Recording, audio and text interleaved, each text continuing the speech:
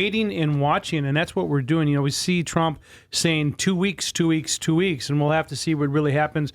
But let's really start with this. There's two macro pieces of news that we are watching: the Israel-Iran conflict, if you will, and what the Fed is going to do. And that has really sucked all the air out of the macro part of the market this week. It is. Those were the two big stories. If you looked at the movements in the markets, anytime that we saw it was like some sort of hint that maybe there's going to be an attempt at diplomacy or not, markets moved on that. And, you know, we don't know. We can't read the president's mind as to what might happen. He has said within the next 2 weeks we'll know. It looks like at this point he is going to try to give diplomacy a chance. And if you kind of think about the weight of the evidence in terms of what Iran might be able to give in exchange, they're in a little bit less favorable negotiating position than what they were prior to the Israel-Iran conflict. And so now it's really about, if they want the war to stop, then they have to give some concessions on the uranium enrichment. So don't jump to any conclusions about how this might play out. Don't let it alter your portfolio necessarily. I think this is the type of event risk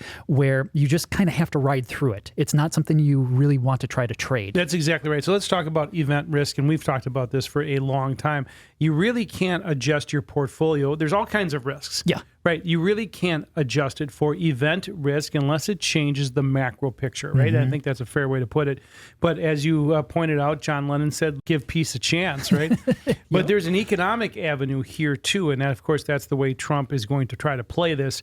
Is there a way that we can work together? Now, I don't know how you unwind decades and decades and decades of hate for each other, right? So we'll have to see how this plays out. But Israel is taking the matters into their own hands, and we'll see how things play out. And hopefully we cannot be involved, but we'll see really what happens there. But the second part of this is the Fed. And the Fed made a lot of news this week by not doing anything, sitting on their hands, waiting and watching. There's not something that we were surprised by, because they have told us that they're not going to do anything.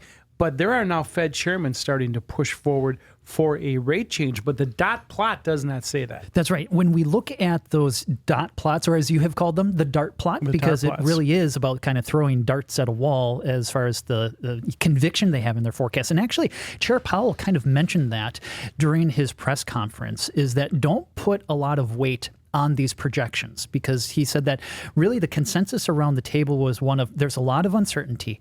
And in a way, the way that you think that uncertainty will resolve, that's what will determine what policy should do. And there are those, for example, Governor Waller, who came out on Friday saying, you know what, we are probably going to be in a position where we can cut in July. Looked like a job interview to me. It did, very much so. And I think that May 2026, we know that Chair Powell, his term is up as chair.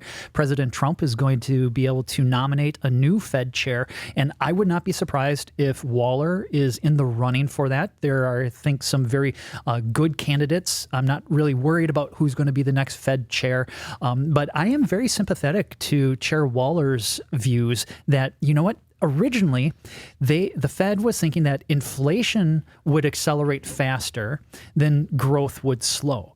And he said the evidence so far that they've gotten, and if they are indeed data dependent, as they claim to be, the data would suggest growth is slowing faster than inflation is rising, and therefore that should justify a rate cut. Well, do you believe that data dependency is really what they're basing their information on? No, that's what they'd like to say. And, you know, that's just the thing with Chair Powell. His entire term has really been defined by those two words, data dependent. And that's looking backwards, right? It is, yep. And so not looking forward. And the third piece we have to talk about is the Senate continues to work on this tax bill, and they released an update this past week. You know, there was a lot made about the differences between what the Senate released and what the House passed, and saying that, oh, these are irreconcilable differences. But when you dig into the details, to me, it seems like there's a lot of room for agreement. There's not a lot of, like, if you go line by line where, okay, this is a non-starter in the House, and so this isn't going to pass.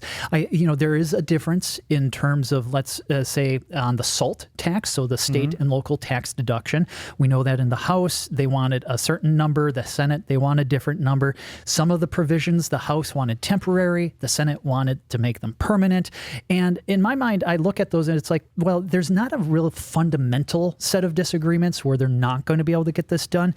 We'll just have to see how the legislative process, the sausage, the proverbial watching the sausage being being made, how that actually I does used to work make out. sausages Really? years ago, yeah, so it's not pretty. But they were delicious.